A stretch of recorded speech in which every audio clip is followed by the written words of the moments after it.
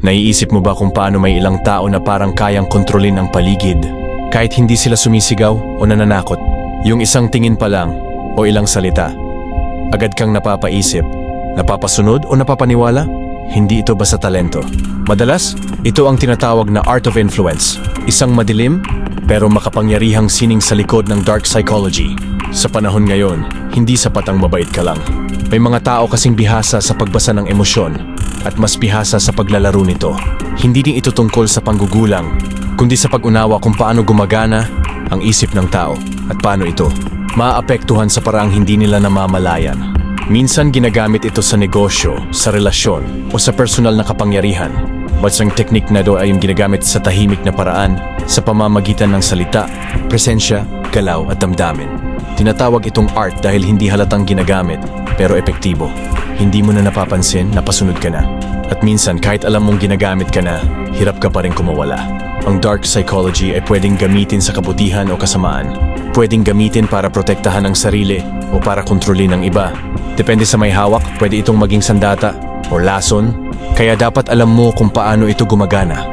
Para hindi ka mabitag at para malaman mo rin kung kailan dapat gamitin. Sa video na ito, ibubunyag natin ang 10 dark psychology techniques na ginagamit para makaimpluwensya sa tao. Hindi sa harap-harapan, kundi sa likod ng emosyon, galaw at salita. Kung gusto mong matuto paano maging matalino sa pagbasa ng tao at paano rin hindi basta-basta mapasunod, panoorin mo ito hanggang dulo. Dovang Darkness of Truth. At ngayon, ituturo namin ang mga teknik na bihira lang itinuro ng direkta. Hindi lang para sa depensa, kundi para sa matalinong paggamit ng impluwensya. 1. Silent framing.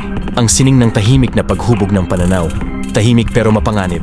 So ang silent framing, isang teknik kung saan unti-unti mong nahuhubog ang pananaw ng isang tao kahit hindi mo siya direktang kinokontrol. Sa simpleng salita, kilos at timing ng pagbibigay ng ideya, napapaniwala mo ang isang tao na kusan niyang iniisip ang gusto mong paniwalaan niya. Pero ang totoo, ikaw ang nagtanong, ikaw ang nagbukas ng topic, at ikaw rin ang nagbigay ng direksyon. Halimbawa, sa isang relasyon, may mga taong hindi naman direktang nagsasabing, ikaw ang mali. Pero paulit-ulit na inilalagay ka sa posisyon na parang ikaw lagi ang may kasalanan. Sasabihin nila, ikaw naman ang palaging ganyan eh, o kaya ako naman palaging umaawat. Sa una, hindi mo agad napapansin. Pero kalaunan, nararamdaman mong ikaw nga ang problema. Ito ang kapangyarihan ng framing. Isang psychological lens na nagpapabago ng perception. At dahil hindi ito sinisigaw, hindi rin agad napapansin. Dito pumapasok ang salitang silent influence. Ang tagumpay ng teknik na ito ay nakadepende sa pagka-obserbante mo at sa kakayahan mong bumuo ng mga kwento na mas madaling paniwalaan kaysa kontrahin. Kapag naisagawa ito ng maayos, ang isang tao ay kusang-ayon sa ideya na akala niya ay kanya. Pero sa totoo lang, sinadyang itanim ito ng influencer. At dahil hindi ito halatang manipulasyon, mas mabilis itong tanggapin ng utak. Kasi hindi mo naramdamang pinilit ka. Sa larangan ng negosyo, ginagamit din ang silent framing para akitin ang kliyente. Hindi agad sinasabi ang presyo, kundi pinaparamdam muna ang halaga. Ito sa ang produkto na may pinakamaraming benepisyo para sa katulad mong matalino at practical. Boom, framed ka na. Ikaw pa ang magtatanggol sa presyo kahit ikaw ang bibili. Sa friendship o barkada, minsan ito rin ang ginagawa para i-frame ang ibang tao bilang toxic o joke lang. Hanggang sa hindi mo na malayang nasira na pala ang tingin mo sa isang kaibigan dahil sa paulit-ulit na pabirong paninira. Lason na may halong tawa, pero lason pa rin. Sa politika at media, sobrang gamit ang teknik na ito. Hindi kailangan ng fake news. Sapat na ang tamang framing para kontrolin ang opinyon ng masa. Isang larawang may caption, isang headline na may twist, and kaboom, nabuo na ang narrative na gusto nilang paniwalaan mo. Ang pinakadelikado sa silent framing ay hindi mo alam na nangyayari ito dahil wala kang naririnig na utos, akala mo ikaw ang may control. Pero ang totoo, may ibang taong nagkukwento para sa isip mo. Isa itong paalala na sa mundo ng impluwensya, hindi laging malakas ang boses ng may kapangyarihan. Minsan tahimik lang siya, pero malinaw. Kaya mula ngayon, obserbahan mo hindi lang ang sinasabi ng tao, kundi paano nila ito sinasabi. Tandaan, ang framing ay parang salamin. Pwedeng linisin ang tingin mo sa mundo, o pwede rin nitong baguhin ang katotohanan. 2. Emotional loop. Paulit-ulit na emosyon para ikaw ay maligaw. Ang emotional loop ay isang mapanlinlang na teknik kung saan inuulit-ulit ng manipulator ang parehong emosyon para kontrolin ang nararamdaman mo at kalaunan ang mga desisyon mo. Sa simpleng salita, kapag paulit-ulit kang napapasaya, napapalungkot o kinikilig ng isang tao, hindi mo na namamalayang naa-addict ka na sa cycle na siya ang may control. Halimbawa, isipin mo na may taong sobrang sweet ngayon, pero kinabukasan biglang cold at malayo. Pagkatapos ay babalik ulit sa pagiging sweet. Tapos ulit-ulit. Hindi mo tuloy alam kung mahal ka ba niya o hindi. Pero sa halip na umalis, mas lalo kang humahawak kasi umaasa kang babalik. Yung version niya na mabait at masarap kausap. Ito ang tinatawag na reward-punishment cycle. And sa psychology, isa ito sa pinakamabisang paraan para maging dependent ang isang tao sa ibang tao. Kasi hindi predictable. At ang utak natin, kapag hindi alam kung anong susunod, mas lalo pang naa-addict. Parang sugal. Parang jackpot na hindi mo alam kung kailan lalabas. Sa relasyon, ang emotional loop ay isa sa pinaka-toxic na taktika. Hindi mo nararamdamang minamanipula ka kasi minsan naman totoo yung mga emosyon. Pero tandaan, hindi lahat ng sincere ay hindi manipulative. May mga tao na sadyang ginagamit ang sarili nilang emosyon, pati na rin ang sayo, para manatili kang confused at mahirap iwan. Sa negosyo o sales, ganito rin minsan ang ginagawa. Bibigyan ka ng papremyo, promo, discount, tapos biglang mawawala. Pagkatapos, ibabalik ulit hanggang sa ikaw mismo ang naghihintay at humahabol sa susunod na sale kahit hindi mo naman kailangan yung produkto. Nasanay ka na sa pattern at ayaw mong ma-miss out. Sa social media, ganito rin ang laro. Magpo-post ng sobrang saya, next post drama, tapos next success story. Ikaw tuloy, nahuhulog sa emosyon ng creator. Minsan hindi mo na alam kung saan ka tatayo. Pero isang bagay ang sigurado, hawak niya attention mo. At yun ang goal. Ang pinakamapanganib sa emotional loop ay hindi lang yung nararamdaman mo, kundi yung hindi mo na kayang putulin ang cycle. Kahit nasasaktan ka, babalik ka pa rin. Kasi yung sakit, bahagi na ng thrill. Ay yung thrill, bahagi ng koneksyon. Tali ka na. Pero pwede mo itong maputol kung marunong kang mag-obserba. Kailan ka ba masaya? Kailan ka ba nalulungkot? At sino ang may hawak ng emosyon mo sa mga oras na iyon? Kapag nakita mong iisa lang ang pinanggagalingan, baka hindi tunay na damdamin ang nadarama mo. Baka nakaloop ka lang. Kaya sa susunod na may taong paulit-ulit kang pinaparamdam ng extreme emotions, tanungin mo ang sarili mo, ako pa ba to? O sinusubukan niya lang akong ikulong sa sariling damdamin ko? Maging mapanuri. Dahil sa mundo ng impluensya, hindi lang ang salita ang ginagamit. Minsan, ang emosyon mo mismo ang ginagamit laban sa'yo. 3. Gaslighting. Paano kapag dududahin sa sarili mong katinuan? Isa sa pinakamalupit na technique sa dark psychology ay ang gaslighting. Ang layunin nito ay simple pero malupit. Para pagdudahan mo ang sarili mong perception, memoryal at damdamin. Sa madaling salita, gusto kanyang mapaniwala na ang nararamdaman mo ay mali at ang naiisip mo ay imahinasyon lang. Paano ito nangyayari? Ganito ang madalas na linya. Sobrang mo naman mag-isip, hindi naman yan yung sinabi ko o guni-guni mo lang yan. Sa una, parang simpleng pagtanggi lang. Pero pag paulit-ulit na, nagsisimula ka ng magtanong, baka nga ako yung mali. And doon na nagsisimula ang tunay na control. Kapag nawalan ka ng tiwala sa sarili mong pakiramdam, hahanap ka ng validation sa kanya. Titingin ka sa kanya para malaman kung totoo ba ang nararamdaman mo. And yan ang gustong-gusto ng manipulator. Na ikaw mismo ang magpahintulot, na siya ang magsabi kung ano ang totoo at hindi. Gaslighting ang dahilan kung bakit maraming tao ang nananatili sa toxic setup. Hindi dahil mahina sila, kundi dahil ginawan sila ng kwento na sila ang may problema. Kaya kahit umiiyak na sila sa gabi, iniisip pa rin nila, ako kasi yung sobra. Ako kasi yung may mali. Minsan masakit isipin na ang taong minahal mo ang mismong nagwasak ng tiwala mo sa sarili mo. Pero kailangan mong malaman, hindi mo kailangang paniwalaan ang bawat salitang sinabi niya. Lalo na kung paulit-ulit kanyang pinagdududahan sa kabila ng nararamdaman mo. Ang gaslighting ay hindi lang emotional abuse, ito ay psychological control. Kapag tuluyan ka nang naniwala sa kanya kaysa sa sarili mo, hawak ka na niya. Kahit hindi na siya magsalita, pakiramdam mo ay may utang ka, may kasalanan ka, at wala kang kakayahang magdesisyon para sa sarili mo. Pero may paraan para labanan ito at nagsisimula. Ito sa pagtitiwala sa sarili mong instinct. Kung naramdaman mong mali, baka nga mali. At kung may paulit-ulit kang iniisip, baka hindi guni-guni yon, kundi truth na tinatago sa iyo. Kaya bago mo isuko ang sarili mong boses sa boses ng iba, alalahanin mong ang katinuan mo ay hindi nilalaruan. At kung may naglalakas loob sirain yan, baka hindi mo sila kailangan sa buhay mo. 4. The scarcity illusion. Paano ka pinapaniwalang siya lang ang pag-asa mo? May mga tao na magaling gumawa ng ilusyon. Ang ilusyon na wala ka ng ibang makukuha, kundi sila. Ito ang tinatawag na scarcity illusion. Sa teknik na ito, pinapaniwalaan ka na sila lang ang kayang magmahal, umintindi, o tumanggap sa iyo ng buo. Kapag nahook ka na sa ideyang ito, mahirap na itong bitiwan. Sa una, sweet sila, supportive. Parang sila lang talaga ang totoong nakakakita sa worth mo. Pero kasabay ng sweetness, unti-unti ka nilang ilalayo sa mga taong nagbibigay sa iyo ng support system, pamilya, kaibigan at minsan pati pangarap mo. Bakit? Para sa bandang huli, sila lang ang matira. Kapag naramdaman mong wala ka ng ibang option, kahit toxic na, kahit hindi ka na masaya, mananatili ka pa rin. Sasabihin mo pa, kasi siya lang ang nandyan o wala nang ibang tatanggap sa akin. At yan ang gusto ng manipulator. Ang maramdaman mong siya lang ang sagot sa lahat. Lahat tayo may takot na maiwan o mawalan. Kaya gamit ang scarcity illusion, ang manipulator ay nagiging parang droga. Mahirap iwan, masakit pag wala pero hindi mo na napapansin na sinisira ka na pala. Habang mas pinaparamdam niyang siya lang ang option, mas lalo mong pinanghahawakan. Pwedeng sabihin sa iyo ang mga linyang, wala nang ibang magtitiyaga sa ugali mo. Ako lang naman ang naiintindihan ka. O kahit sinong piliin mo, babalik ka rin sa akin. Mga salitang parang sweet pero lason ng laman. Kapag paulit-ulit mong naririnig ito, hindi mo na alam kung totoo ba o hindi. Mapapaisip ka, oo nga no, baka nga wala na. Doon ka na mahuhulog sa loop ng emotional dependence. Kahit alam mong mali na, hindi ka makabitaw. Ang totoo, hindi sila ang huling tao sa mundo. Hindi totoo na wala nang ibang magmamahal sa iyo. Pero habang hawak nila ang takot mo, paniniwalaan mong sila lang ang daan sa ligaya. Samantalang sila rin pala ang dahilan ng lahat ng lungkot mo. Mahalaga ang magkaroon ng self-worth. Kapag alam mo ang halaga mo, hindi ka matatakot mawala ng isang taong hindi marunong rumespeto sa damdamin mo. Hindi mo na kailangang maniwala sa pekeng kakulangan na sila mismo ang gumawa.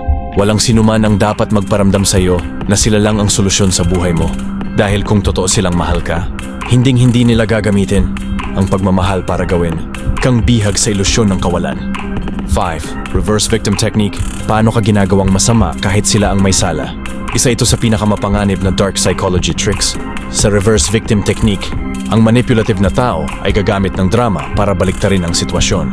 Kahit siya ang gumawa ng mali, niloko ka, sinaktan ka, o iniwan ka, siya pa ang lalabas na kawawa. At ikaw na biktima talaga ang bigla na lang magiging kontrabida. Magsisimula ito sa subtle na mga bagay. Kapag nagtanong ka ng totoo, sasabihin niya agad na insecure ka. Kapag nasaktan ka, sasabihin niya na sensitive ka. Kapag nahuli mong may ginagawa siyang mali, ikaw pa ang pagbibintangang controlling. Ganito gumagana ang teknik na ito. Ikaw ang gagawing dahilan ng lahat ng problema. Ang goal ng manipulator ay linisin ang pangalan niya sa pamamagitan ng pagdudumi sa iyo. Gagamitin niya ang simpatiya ng iba o minsan pati simpatiya mo para lang mailihis ang atensyon sa mga kasalanan niya. Kung sa relasyon ito nangyari, babaliktarin niya ang usapan. Ikaw ang hindi marunong magpahalaga. Ikaw ang salbahe. Ikaw ang dahilan kaya siya nagloko. Bakit epektibo ito? Kasi natural sa tao ang magbigay ng simpatiya sa taong umiiyak, humihingi ng tawad o nagpapakita ng kahinaan. Pero hindi lahat ng luha ay galing sa pusong sinaktan. Minsan, galing yan sa utak na sanay magmanipula. Kapag nahulog ka sa trick na ito, hindi mo na alam kung sino ba talaga ang mali. Minsan mapapaisip ka pa, baka nga ako ang may kasalanan. Doon nasisimulang mawasak ang tiwala mo sa sarili mo. Doon na rin niya muling makukuha ang kontrol sa isip at damdamin mo. Kapag paulit-ulit mong naririnig na ikaw ang dahilan ng lahat, kahit hindi totoo, maniniwala ka rin. At habang lumalalim ang guilt, mas madali kanyang mahahawakan. Hindi mo na siya kayang iwan kasi feeling mo may utang ka sa kanya. Siya na nga ang nanakit. May mga lalaki at babae na masters na sa paggamit ng reverse victim. Hindi sila natatakot masiraan ka, basta mailigtas nila ang sarili nila. Sa social media, sila ang may mga hugot posts. Sa barkada, sila ang nagpapanggap na pinagtaksilan. Pero sa realidad, ikaw ang totoong biktima. Ang tunay na pagmamahal ay hindi gagamit ng guilt trip. Hindi ipapasa sa iyo ang kasalanan para lang makalusot. Kaya kapag lagi kang napapaisip kung ikaw ba talaga ang mali, oras na para magising. Hindi mo kailangang maging martyr. Hindi mo kailangang tanggapin lahat ng blame, lalo na kung alam mong hindi ikaw ang nagsimula ng gulo. Minsan ang pinakaunang hakbang para gumaling ay ang aminin sa sarili mong biktima ka ng manipulative drama. Hindi mo na kailangang ipaliwanag pa ang katotohanan sa mga taong ayaw makinig. Ang mahalaga, alam mo sa puso mo kung sino talaga ang may sala. At hindi mo na kailangang manatili sa sitwasyong ikaw ang laging talo. 6. Scarcity Trap. Isa sa pinaka-epektibong psychological tricks sa dark psychology ay ang scarcity trap. Isang paraan ng pagkontrol kung saan ginagawang bihira, limitado, o parang bigla na lang mawawala ang atensyon, oras, o pagmamahal nila sa iyo. Sa madaling salita, pakakainin ka ng sobrang init ngayon, pero bigla ka nilang bibitinin kinabukasan. Parang promo sa mall. Kapag sinabing last day na, bibilhin mo kahit hindi mo kailangan. Ganito rin sa relasyon. Kapag sinabi niyang busy siya, pero kahapon sobrang sweet niya, magtatanong ka baka may ginawa akong mali. Doon na nagsisimula ang laro.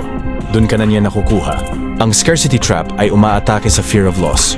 Takot kang mawala siya, kaya kahit hindi na maganda ang trato niya, kumakapit ka. Ginagawa niya itong pattern. Isang araw parang ikaw lang ang mahal niya, tapos isang linggo kang hindi marinig o maramdaman. Tapos babalik siyang parang walang nangyari. Ito ay hindi dahil hindi siya available. Ito ay technique para ikaw ang maghabol. Dahil kapag naging bihira ang atensyon niya, lalabas na parang mas valuable siya. Samantalang ikaw nagiging dependent. Hindi mo na alam kung kailan siya mawawala o babalik, kaya lagi kang alerto. Emotionally hostage. Kapag nagiging inconsistent ang tao pero alam niyang hinahanap-hanap mo siya, ginagamit ka na niya emotionally. Ginagawang addict sa kanya ang puso mo. At ang masaklap, kahit hindi niya binibigay ang deserve mong pagtrato, tinatanggap mo pa rin dahil ayaw mong siya ay tuluyang mawala. Sa scarcity trap, ikaw ang nauubos. Nag-a-adjust ka sa mood swings niya. Nagiging normal ang hindi pagkakausap. Tinatanggap mo na lang ang excuse na may pinagdadaanan siya kahit hindi niya rin naman kinokonsidera ang nararamdaman mo. Mahirap itong makita agad kasi inuutakan ka gamit ang emosyon. Hindi aksidente na bigla siyang hindi magparamdam tapos biglang lalapit ulit. Isa itong cycle ng hot and cold behavior. Kapag laging ganito, nawawala ang sense of reality mo. Hindi mo na alam kung totoo ba ang lambing niya o parte lang ng strategy para manatili kang nakatali sa kanya. Ito ang dahilan kung bakit maraming hindi makabitaw. Kapag binigyan ka kahit kaunting atensyon, pakiramdam mo buo ka na. Pero sa totoo lang, crumbs lang ang binibigay niya, hindi buong tinapay. At habang natututo kang makontento sa kaunti, mas lalo kang nawawala sa sarili mong halaga. Ang taong tunay na nagmamahal ay hindi nagpaparamdam lang kapag trip niya. Hindi rin siya naglalaro ng feelings para lang siguraduhin na ikaw ay laging naghihintay. Tandaan mo, ang consistency ay hindi luxury. Ito ay standard. At kung hindi niya kayang ibigay, hindi siya karapat-dapat sa puso mo. Huwag kang matakot mawalan ng tao na hindi naman consistent sa'yo. Mas nakakatakot ang mawalan ka ng sarili mong identity sa kakahintay sa maling tao. Dahil sa bandang huli, ikaw pa rin ang magpapasya kung mananatili kang nakabitin o maglalakad palayo para hanapin ang tunay na pagmamahal. 7. Guilt planting. Kapag pinapa-feel sa'yo na kasalanan mo ang lahat para hindi mo siya maiwan. Isa sa pinakamasakit pero tahimik na paraan ng dark manipulation ay ang tinatawag na guilt planting. Dito, pinaparamdam sa'yo na ikaw ang mali, kahit pa siya talaga ang gumagawa ng kasalanan. Para kang pinapakain ng guilt trip araw-araw hanggang sa matutunan mong tiisin lahat dahil feeling mo ikaw ang problema. Magsisimula ito sa maliliit na bagay. Kapag nagtanong ka, sasabihin niyang hindi ka nagtitiwala. Kapag nagsabi ka ng nararamdaman, sasabihin niyang ang drama mo. Kapag nalulungkot ka, sasabihin niya na hindi mo siya naiintindihan. Lahat ng emosyon mo, binabaliktad sa'yo hanggang sa matuto kang manahimik. Kapag ginamitan ka ng guilt planting, tinatanggalan ka ng karapatan na magreklamo. Dahil bawat reklamo mo, ginagawa niyang ebidensya na masama kang partner. Kaya kahit nasasaktan ka, humihingi ka pa rin ng tawad. Hindi mo na alam kung ano ang tama kasi kahit anong gawin mo, may mali sa'yo. Ito ang pinakadelikado sa lahat kasi hindi halatang manipulation. Parang sincere ang pagkakasabi niya, pero pag tinimbang mo, puro guilt lang ang laman. Kapag sinabi niyang, sana maintindihan mo ako, alam mong ikaw na naman ang mag-a-adjust. Hindi siya magbabago, pero ikaw ang matutong magtiis. Ginagawa ito ng ibang tao para mapanatili ang kontrol. Kapag laging ikaw ang mali, siya ang laging tama. Kapag lagi kang may utang na loob, hindi ka makakabitaw. At kapag nabura na ang sense of justice mo sa relasyon, kahit padurog ka na, magsusorry ka pa rin. Kadalasan nauuwi ito sa emotional trauma. Hindi mo na maramdaman kung minamahal ka ba o ginagamit. Kasi kahit hirap ka na, sinasabi mong baka deserve mo na. Dahil paulit-ulit niyang sinabi na seloso ka, masyado kang clingy, o sobra kang demanding, kahit hindi naman totoo. Sa guilt planting, sinasakal ka gamit ang kabaitan. Oo, minsan magpapakabait siya bigla. Magpapakita ng effort. Pero pagkatapos nun, babalik ulit sa paninisi. Para kang pinapain, bibigyan ng kaunting pag-asa, tapos sasabihin sa'yo na hindi mo pinahalagahan. Ang ending, ikaw ang laging mali. Kung nararanasan mo ito, alalahanin mo, hindi selfish ang mag-set ng boundaries. Hindi kasalanan ang magtanong, mag-demand ng respeto, o humingi ng consistency. Kung sinaktan ka ng isang taong dapat sana ay nagmamahal sa'yo, ang pagmamahal ay hindi dapat maging debate kung sino ang mali. Dapat ito ay bukas, malinaw at patas. Kapag pinapa-feel sa'yo na ikaw lang ang problema sa relasyon, pero hindi mo man lang makita ang effort niyang umayos. Baka hindi pagmamahal ang binibigay niya, kundi guilt trap. Huwag kang matakot mabansagang masama kung ang kapalit naman ay kapayapaan ng loob. Mas mahalaga ang isang katahimikan na totoo kaysa sa isang relasyon na puro paumanhin pero walang pagbabago. 8. Scarcity reinforcement. Ginagawa kang paniwalain na wala ng ibang tulad nila para hindi mo sila bitawan. Isa ito sa pinaka-epektibong technique sa Art of Influence, ang paggawa ng ilusyon na sila lang ang may kakayahang magmahal sa iyo ng ganito. Ang scarcity reinforcement ay isang psychological trick kung saan ginagawang rare o kakaiba ang sarili nila sa paningin mo para kahit nasasaktan ka na, mahirap pa ring bumitaw. Madalas mong maririnig sa kanila ang mga salitang, "Wala kang makikitang tulad ko," o "Ako lang ang makakaintindi sa'yo ng ganito." Sa simula, baka flattering ito. Parang espesyal ka, parang exclusive ang relasyon nyo. Pero habang tumatagal, unti-unti kang kinukulong sa mindset na sila lang ang best option mo. Ang ganitong taktika ay sinasadyang paikutin ang emosyon mo. Kapag may ginawa silang mali, ipapaalala nilang sila lang ang nagmahal sa'yo ng buo. Kapag nagalit ka, sasabihin nilang wala nang ibang tatanggap sa'yo. At kapag sinubukan mong makipaghiwalay, gagamitin nila ang fear of loss, hindi lang ng tao, kundi ng kakaibang pagmamahal na pinaniwalaan mong di mo na muling mararanasan. Ginagawa ito para kontrolin ang loyalty mo. Kapag naniwala ka na sila lang ang meron ng mga bagay na kailangan mo sa relasyon, automatic kang mag-a-adjust, magtitiis at magpapaubaya. Nababawasan ang standards mo dahil sa takot na baka wala nang ibang mas hihigit pa sa kanila. Kapag nasa ganitong sitwasyon ka, mapapansin mong kahit may red flags na, hindi ka makabitaw. Kahit may ibang tao na mas maayos, hindi mo sila pinapansin. Kasi nakaprogram na sa isip mo na sila lang ang karapat-dapat. Sila lang ang totoo. Sila lang ang kaya mong mahalin. Ito ang dahilan kung bakit maraming tao ang na-stuck sa toxic relationship. Hindi dahil mahina sila, kundi dahil pinaniwala silang hindi na sila mamahalin ng iba. Ganyan kalalim ang epekto ng scarcity reinforcement. Isa itong invisible na tanikala na galing sa takot at pagkahumaling. Minsan sinasadyang tanggalin ang mga taong nagmamalasakit sa'yo para mapaniwala kang sila lang ang meron ka. Sinasadya rin nilang limitahan ang mundo mo para mawala ang external validation. Ang ending, wala kang ibang option kundi sila kahit hindi ka na masaya. Ang tunay na pagmamahal ay hindi kailangan ng pananakot o pagbibigyan na sila lang ang nagmamahal sa'yo. Kapag totoo ang intensyon, hahayaan kang lumaya, makapili at maramdaman mong may value ka. Hindi dahil sa kanila, kundi dahil deserve mo talaga ng pagmamahal. Hindi totoo na iisa lang ang taong para sa'yo. Marami dyan ang kayang mahalin ka ng buo, ng walang kondisyon, at hindi ka pa iikutin sa kasinungalingang sila lang ang natitirang mabuting tao sa mundo. Ang scarcity ay illusion lang. Ang katotohanan, kapag mas pinili mong mahalin ang sarili mo, mas lalapit sa'yo ang taong tunay na karapat-dapat. 9. Emotional anchoring. Ang emotional anchoring ay isa sa pinaka-subtle pero powerful na dark psychology technique. Ginagawa ito ng isang tao sa pamamagitan ng paulit-ulit na pag-uugnay ng kanilang emotional na highs at lows sa'yo. Para sa bawat saya, lungkot o trauma nila, ikaw ang sentro. Kapag nasanay ka sa ganitong setup, unti-unti kang naihook kahit hindi mo na napapansin. Halimbawa, sa tuwing may problema sila, ikaw agad ang unang nilalapitan. Kapag masaya sila, ikaw ang gusto nilang kausap. Kapag broken sila, ikaw ang nagpapalakas sa kanila. Sa una, mukhang sweet. Parang may connection talaga kayo. Pero sa likod nito, may mas malalim na intensyon. Gawin kang emotional crutch. Bakit ito delikado? Dahil sa tuwing nagkakaroon sila ng emosyonal na karanasan, ikaw ang nagiging anchor. Kaya kahit umalis ka, kahit may ibang taong dumarating sa buhay nila, babalik at babalik pa rin sila sa'yo.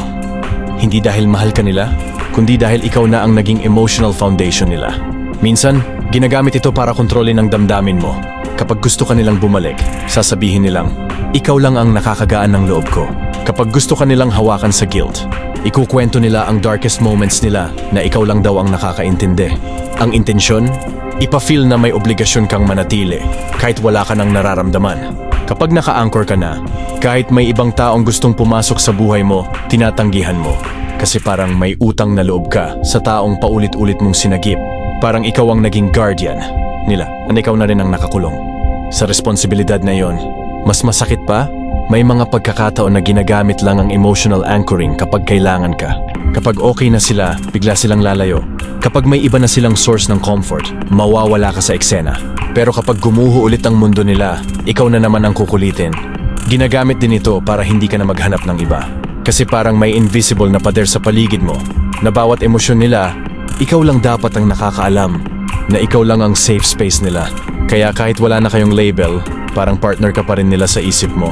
Emotional anchoring is not love. It's dependency in disguise. At kung hindi ka marunong kumawala, mauubos ka habang pinupuno mo sila. Hindi mo na namamalayang nawawala ka na sa sarili mo dahil binigay mo na lahat ng emotional strength mo sa taong ayaw namang ayusin ang sarili nila. Ang tunay na pagmamahal ay hindi nagpapasan ng lahat ng emosyon ng isa lang. Ito ay partnership, hindi rescue mission. Hindi ka therapist, hindi ka savior. Deserve mong maramdaman na hindi ka lang takbuhan, kundi kasama sa totoong relasyon na may respeto at balance. Kung ikaw ang anchor, tanungin mo ang sarili mo kailan mo huling na-prioritize ang emosyon mo. Kung matagal na, baka panahon na para putulin ang lubid at simulan mong i-anchor ang sarili mo sa taong kayang magmahal ng patas. 10. The guilt trap. Ginagamit ang konsensya mo para makuha ang gusto nila. Isa sa pinaka-manipulative na dark psychology technique ay ang guilt trap. Ginagamit ito para kontrolin ka gamit ang simpleng tanong, hindi mo ba ako mahal? O ganito ka na talaga ngayon? Maikli pero mabigat. Parang suntok sa konsensya. At bago mo pa maipaliwanag ang sarili mo, napilitan ka ng sumunod kahit hindi mo naman talaga gusto. Ang guilt trap ay madalas gamitin ng taong ayaw mawalan ng kontrol. Hindi sila direktang nag-uutos, pero pinapa-feel nilang masama kang tao kapag hindi mo sila pinagbigyan.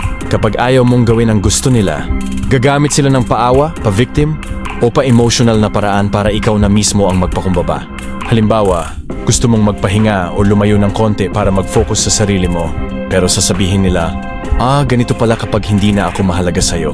Sa halip na makapagpaliwanag ka, nauuwi sa drama, iyakan, at guilt trips, hanggang sa mapilit kang bumalik sa cycle na hindi mo na gusto. Ang pinakadelikado sa guilt trap ay ginagawa ka nitong responsibilidad sa nararamdaman nila. Kapag sila ay malungkot, kasalanan mo. Kapag sila ay hindi okay, ikaw ang may problema. Dahil sa paulit-ulit na ganito, natututo kang isang tabi ang emosyon mo para lang huwag ka nilang sumbatan. Sa isang relasyon, dapat may kalayaan kang magsabi ng hindi at marespeto pa rin. Pero sa guilt trap, kahit hindi mo ay may bayad, silent treatment, sumbat o pagpaparamdam ng lungkot. Hindi ito pagmamahal. Ito ay emotional manipulation na ginagawang armas ang pagmamalasakit mo. Minsan, ginagamit din ang guilt trap kapag nahuli mo na sila sa mali. Imbes na humingi ng tawad, sila pa ang magtatampo. Sasabihin nilang, kasalanan ko na naman. Ako na laging masama. Sa halip na ikaw ang nasaktan, bigla kang nagsusori. Kahit alam mong ikaw ang tama. Kapag nasanay ka sa ganitong setup, madadala mo ang guilt sa araw-araw. Mag-iingat ka sa bawat kilos mo. Magdadalawang isip ka kung magpapahinga, lalabas o makikipagkaibigan. Hindi ka na makagalaw ng malaya dahil baka may masabi kang makasakit kahit wala ka namang ginagawang mali. Ang guilt trap ay hindi lamang naglalagay ng pressure. Unti-unti ka nitong sinasakal. Napapaisip ka kung selfish ka na ba? Kung ikaw na ang may problema? Kung deserve mo ba talaga ng pagmamahal? At sa huli, kapag ubos ka na, sila pa rin ang magagalit kung bakit ka lumayo. Ang tunay na pagmamahal ay hindi ipinipilit sa konsensya. Ang respeto ay hindi kinukuha sa sumbat. Ang relasyon ay dapat may espasyo para sa katotohanan, hindi puro emotional blackmail. Dahil kung konsensya lang ang dahilan kung bakit ka nananatili, hindi na yung pagmamahal, kundi pagkakulong. Kaya bago ka muli magpadala sa guilt, tanungin mo ang sarili mo. Ginagawa mo ba ito dahil gusto mo? O dahil takot ka na magalit sila? Kung ang sagot mo ay dahil sa takot, oras na para palayain mo ang sarili mo mula sa guilt trap. Minsan, hindi natin namamalayan na unti-unti na pala tayong naiimpluwensyahan. Kundi sa madilim, tahimik, pero malakas na epekto ng dark psychology. Ang bawat teknik na natutunan natin sa video na kundi para kontrolin, itali, at i-drain ng isang tao nang hindi niya alam. Hindi ito para matakot ka. That's why para magising ka. Dahil kapag alam mo na ang mga ganitong klaseng galawan, mas madali mong makikita kung sino ang totoo sa'yo at sino ang gumagamit lang sa'yo. Knowledge is power, at sa panahon ngayon, hindi sapat ang mabait ka lang. Kailangan mo ring maging matalino at mapanuri. Hindi ka mahina kapag naging biktima ka ng ganitong klaseng manipulasyon. Lahat tayo dumaan dyan. Pero kung nandito ka ngayon, nanonood, nakikinig siya at nag-aaral, ibig sabihin, handa ka ng palayain ang sarili mo sa mga invisible chains ng control at guilt na matagal nang nagpapahirap sa iyo. Iba ang tao na ginagalang ka dahil sa tunay mong pagkatao kaysa sa taong ginagalang ka lang kapag sinusunod mo ang gusto niya. Piliin mong palibutan ang sarili mo ng mga taong nagbibigay sa iyo ng kalayaan, hindi ng guilt. Piliin mong mahalin ang sarili mo bago mahalin ang taong hindi ka kayang igalang.